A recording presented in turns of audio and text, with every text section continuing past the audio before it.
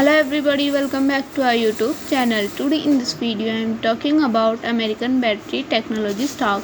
In this video I am talking about stock, pros and cons and technical analysis and latest news about it. Stock is trading at 0.68 US dollar with 2.52% negative in a day. We can easily see stock was volatile for a day. The volume of stock was recently not all-time high, so the fundamental stock is not better for today. Before buying and selling the stock, please consult your financial advisor. Today's video is done.